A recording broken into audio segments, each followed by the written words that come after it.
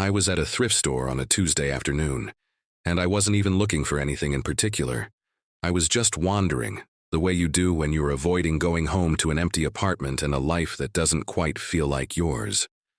The book section was in the back corner, dusty and forgotten, and that's where I found it. A leather photo album, burgundy with tarnished silver clasps, sitting on a shelf between two boxes of old National Geographic magazines. I don't know why I picked it up. Usually I don't buy things like that. Old photos feel like trespassing on someone else's memories. But something about it called to me, and I opened it without really thinking about what I was doing. The photographs were old, maybe 15, 20 years old. Faded color prints and some Polaroids. They showed a woman's life. Different seasons, different locations. The same face aging gradually across the pages. She looked kind. There was something gentle about her smile, even in the casual snapshots. Birthday parties, vacations, a garden in spring, ordinary moments captured in ordinary time. And then I turned a page, and my entire body went cold. It was me. Not almost me, not similar. It was undeniably, impossibly me. Same face, same birthmark on my collarbone visible in the edge of the frame, same scar on my chin from when I fell off my bike at age 7. I was standing in what looked like a basement. The lighting was dim, fluorescent, and I was wearing clothes I'd never seen before, clothes I didn't recognize. And I was smiling, but it wasn't a real smile. It was the kind of smile you make when someone tells you to smile, when you don't have a choice.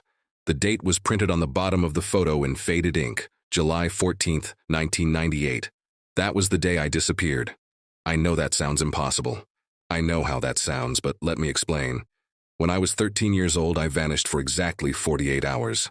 I was walking home from school, and somewhere between the crosswalk and my house, roughly 4 blocks, I ceased to exist. My mother called the police. They organized search parties. My face was on the local news. And then 2 days later, I was found walking along the highway outside the city limits, with no memory of where I'd been. No explanation for the gap in my timeline. I was examined by doctors. They found nothing physically wrong. No evidence of abuse, no trauma markers. The police investigated, but I couldn't tell them anything because I genuinely didn't remember. It was like someone had taken an eraser to my mind and deleted 48 hours of my life. My parents never pushed too hard after that. The official story became that I'd run away, gotten scared, and come back. Teenage dramatics. Nothing sinister, nothing worth investigating further. But I knew it wasn't that simple. I knew something had happened, even if I couldn't articulate what. For years afterward, I had dreams, or nightmares, I was never sure which. Fragmented images of a concrete room, the smell of bleach, a voice, male, patient, calming, saying something I couldn't quite make out. I'd wake up gasping and the feeling would fade, leaving only a vague sense of wrongness I couldn't quite name. By the time I was in high school, the dreams had largely stopped. Compartmentalized. I told myself I was fine, that whatever had happened wasn't worth dwelling on, that I'd moved forward and that was what mattered. I built a life. I went to college. I got a job. I became someone who was whole and functional and perfectly, carefully normal. And then I found that photograph. My hands were shaking as I brought the album to the register. The cashier, an older man with kind eyes, didn't seem to find anything unusual about my purchase. He rang it up without comment. I paid, left the store, and sat in my car for an hour, just staring at that photograph, unable to reconcile what I was seeing with the narrative I'd built for myself. That night, I did something I'd never done before. I logged into my old email account, an account I'd kept but rarely used, and I went through my sent messages from 1998. I found it. An email my mother had written to my uncle the day after I came back. It read, "She keeps talking about a room with no windows. She says there were books on the walls, but they weren't real. She says a man kept asking her questions, but she didn't want to answer. She won't say anything else. The doctors say she's fine, but she's not fine. Something is wrong. She's not my daughter anymore. She's someone else wearing my daughter's face." I read that email 5 times, 6 times. The words seemed to shimmer on the screen, refusing to make sense and yet making perfect sense at the same time. My mother had known something was wrong. She'd felt it, and she'd written it down and then never spoken of it again. The album didn't have an owner's name inside. There was no bookplate, no inscription. But the back of each photograph had been carefully catalogued in handwriting that was precise and methodical. Names, dates, locations. I cross-referenced them with searches. The woman's name appeared to be Eleanor Hayes. She had lived in the city, my city, until 2003, when she'd apparently moved away. I couldn't find any record of her after that. But the internet was different then, less comprehensive. I tried searching for obituaries. Nothing. I tried searching for her name combined with various keywords: disappeared, dead, missing, accident. Nothing solid. Just a void where Eleanor Hayes should have been. Except for one forum post dated 2015, in an obscure true crime discussion board.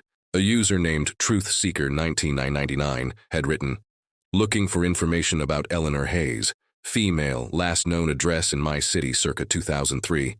Believed to have been involved with a group that no longer exists. Any information appreciated. This is urgent." The post had never received a response, and the user had never posted again. I made a list. It sounds absurd, like something from a paranoid thriller, but I made a list. I disappeared for 48 hours when I was 13. I have no memory of those 48 hours. A photo of me exists in someone else's album, dated to that exact day. The woman in the album is dead or gone or intentionally erased. Someone online was looking for her in connection with a group. My mother knew something was fundamentally wrong when I came back. Over the next week, I became obsessed.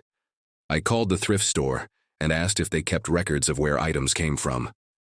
They didn't.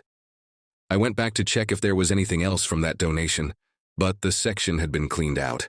I tried to find Eleanor Hayes' family.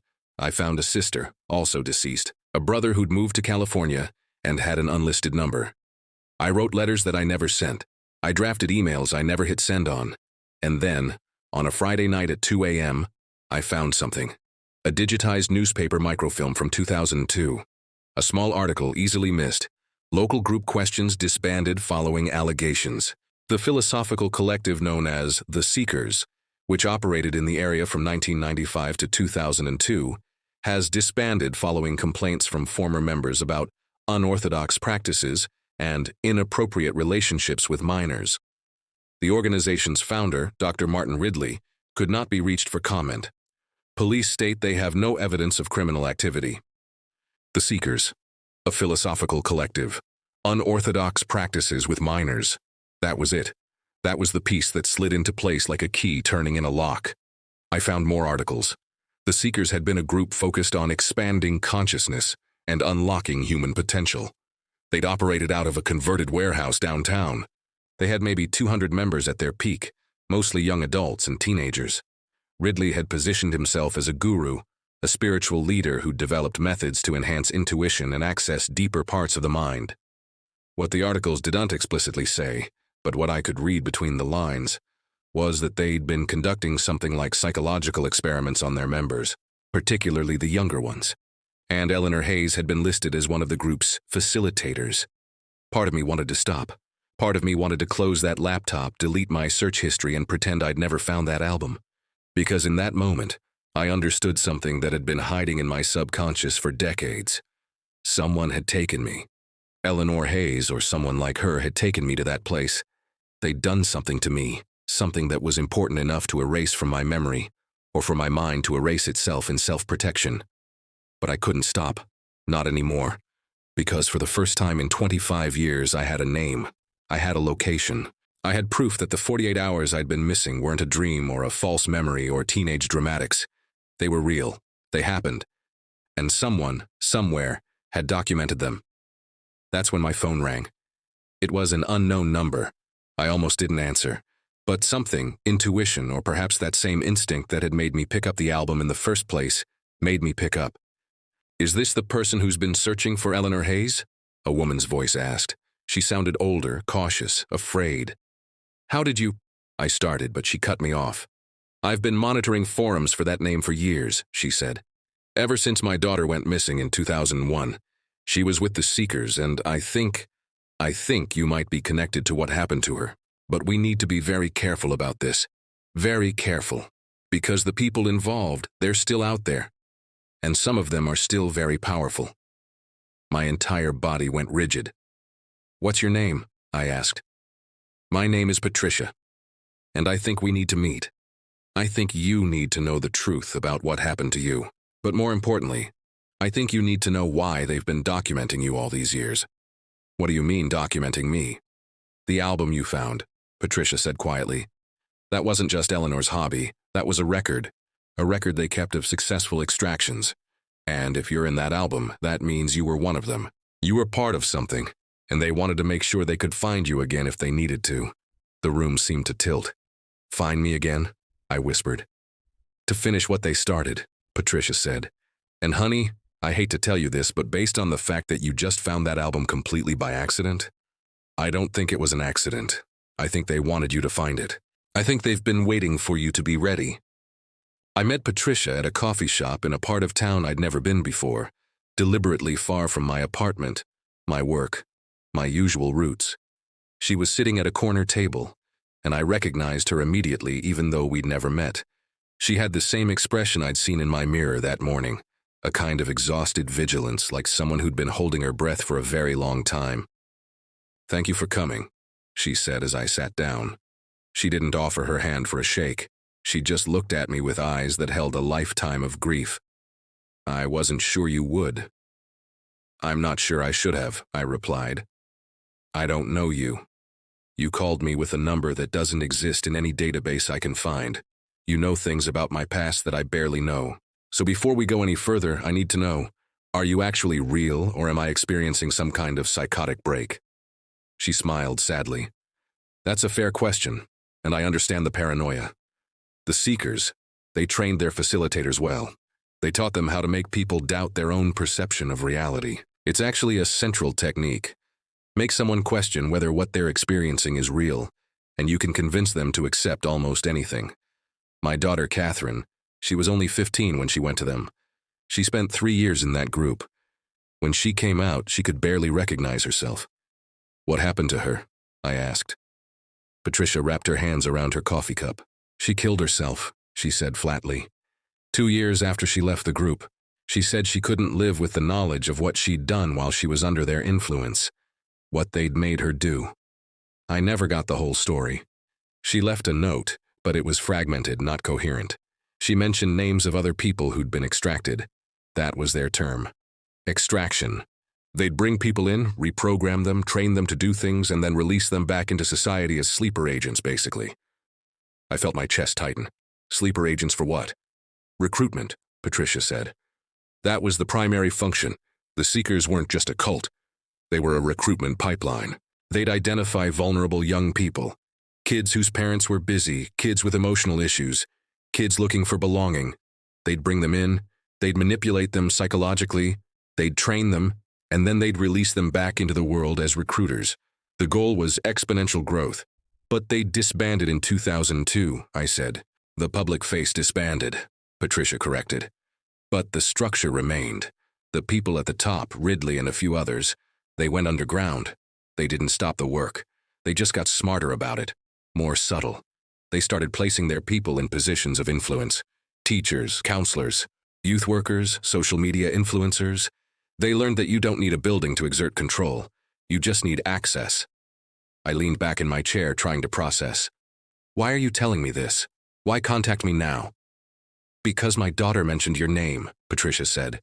In her final note, she wrote, they're looking for the girl they lost, the one from '98. She escaped the programming somehow. They think she's defective, but I think she's the only one who got away clean. If she ever wakes up, she could bring them down. The words hung in the air between us like an accusation. I didn't escape anything, I said. I have no memories. I don't know what they did to me. I don't know what programming you're talking about. Because they tried to erase it, Patricia said. And it worked mostly. But something in you resisted. Something in you said no. That's actually rarer than you'd think. Most people, they accept the new architecture they're given. They live their lives thinking they're making free choices when really they're just following a program. But you broke the program. Then why did I come back at all? I demanded. Why didn't they just kill me and dispose of the body? Patricia was quiet for a long moment. Because you were special, she finally said. You were the first one they tried something new on. A deep hypnotic suggestion combined with a cognitive restructuring technique. They were testing it, and it failed. You broke through after 48 hours. They panicked. They couldn't have a failed extraction walking around who might remember something, so they sent you home with a block, hoping that the suggestion would eventually take hold, that you'd either complete the programming yourself subconsciously, or you'd eventually come back to them for more work. And did I? I asked. Come back to them? No, Patricia said. You were one of the few who didn't. You built a life. You got away. But they've always been watching. They've always known where you were. The album you found wasn't an accident. Someone placed it there deliberately. It was a test. A test of what? Of whether you were ready, Patricia said. Ready to remember, ready to come back, ready to join them again, except this time as one of the facilitators. They've learned that people who've been extracted successfully make the best recruiters. They understand both sides. They know how to manipulate because they've been manipulated. I stood up abruptly.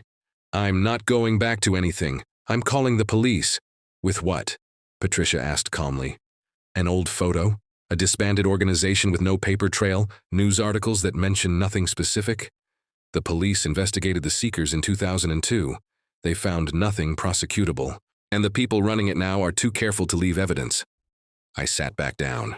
Because she was right. I had nothing. Nothing but a photograph, an album, and the word of a stranger. So what do you want from me? I asked.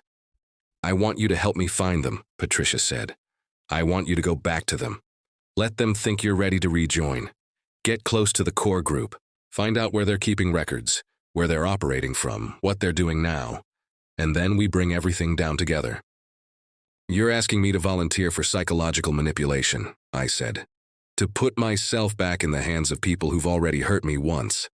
I'm asking you to be the person Catherine thought you were, Patricia replied. The one who got away clean, the one who could bring them down. I'm asking you to reclaim your power. I looked at this woman across the table from me, this stranger whose daughter had died because of the same people who'd stolen my memories, and I understood that she was asking me to do something that terrified me. Not because I was afraid of them, but because I was afraid of what I might discover about myself in the process. That night, I went home and I made a decision. I contacted the person I found online, Truthseeker 1999.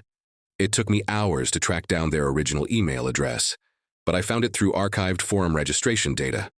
I wrote, I found Eleanor's album. I'm in it. I'm ready to talk. The response came within minutes. A video chat link. No explanation, just a link. I opened it, and on the other side was a man in his 50s, with gray hair and intelligent eyes. He was sitting in what looked like a small office, very carefully lit so that nothing in the background was visible. You're the girl from 1998, he said. It wasn't a question. Who are you? I asked. Someone who got out, he replied. Someone like you, someone who broke the program and has spent the last 25 years trying to undo the damage. My name is James, and I've been waiting for Eleanor's album to surface for a very long time. I put it in that thrift store. I led you to it. Why? Because you needed to remember, he said. Because the work they have planned, it's bigger now than it's ever been. And because you're not just a victim in this story. You're the key. You were always meant to be the key. They just made a mistake in how they tried to program you. Over the next weeks, I entered a world I never knew existed. James introduced me to others who'd escaped the Seekers. We formed a kind of collective ourselves, not spiritual or cult-like, but investigative. We pooled resources and knowledge. We hacked databases. We uncovered names and operations and connections that the authorities had never known to look for. And slowly, the picture became clear. The Seekers hadn't disbanded. They'd evolved. They had facilitators working in social services, in law enforcement, in education, in tech companies. They'd embedded themselves into the infrastructure of society itself, and they were recruiting more sophisticated every day, using social media algorithms, using psychological profiling, using the very technologies that were supposed to liberate us. The album Eleanor had kept wasn't just a hobby. It was a catalog of successful extractions, and when I looked at the other faces in it, carefully preserved in that leather album, I realized that I recognized some of them. They were people I'd gone to school with, people who'd had nervous breakdowns or suddenly changed their personalities or disappeared for months and came back different. We gathered evidence, we prepared reports, and then, carefully and strategically, we went to the FBI. The investigation took 18 months. It was methodical and thorough. And on a cold March morning, Federal agents moved on 12 locations across 4 states. They arrested 23 people, including Dr. Martin Ridley himself. They seized computers and files and documentation that had been hidden in safes and buried encryption protocols. I testified 3 times. Each time I had to sit across from Dr. Ridley in a courtroom and recount what had happened to me, even though I still couldn't remember it. I testified based on hypnotherapy sessions, on recovered memories, on the accounts of others. I testified on behalf of people I'd never met, but who had been harmed in similar ways. The trial lasted 8 months. 6 of the defendants pleaded guilty to lesser charges. The rest went to trial. Ridley was convicted on 23 counts, including fraud, unlawful imprisonment, conspiracy, and psychological manipulation of minors. He was sentenced to 40 years. He died in prison 2 years later of a heart attack. Eleanor Hayes' brother came forward after the convictions. He told me that Eleanor had been devastated by what she'd done for the organization. She'd tried to leave in 2003, and they'd made it clear that leaving wasn't an option. She'd been under their control until 2015, when she'd finally managed to escape. She'd lived quietly, alone, trying to atone for the people she'd hurt. She'd died of cancer in 2018. She'd never told anyone about me specifically, but in her will she'd left instructions for her personal effects to be donated. The album was among them. James, who'd been investigating her, had intercepted it and placed it where I would find it. Patricia and I remained friends. Catherine's name was cleared of any criminal wrongdoing. She was recognized as a victim, not a perpetrator. Patricia established a foundation in her daughter's name to help people who'd been extracted from groups like the Seekers. And me? I didn't go back to my normal life, because I realized that my normal life had never been mine. It had been built on a foundation of stolen time and hidden trauma. So instead, I chose something different. I became an advocate. I spoke at universities about manipulation and control. I worked with cult survivors. I helped develop psychological screening tools to identify people who'd been subjected to intensive manipulation. The 48 hours I'd lost when I was 13, I never got them back. I never will. There are parts of my memory that remain blank, and I've learned to accept that. But I discovered that sometimes, the most powerful reclamation of your own story isn't about recovering what was taken. It's about building something new with what remains. The photo in Eleanor's album still exists. It's in a federal archive now, evidence in a case that closed 5 years ago. But I keep a copy, not as a reminder of what was done to me, but as a reminder of who I became after. That girl in the basement, under the fluorescent lights, making a smile she wasn't sure belonged to her face. She survived. She broke through, and she eventually learned how to reclaim her own power. Sometimes I think about Eleanor, and I don't feel anger. I feel something more complicated. She was a victim too in her own way, but that doesn't excuse what she did, and it doesn't change the fact that I had to face her, confront her memory, and ultimately forgive her. Not for her sake, but for mine. Because holding on to the hatred, the betrayal, the sense of violation, it was just another way of letting them control me. And I refused to give them that power anymore.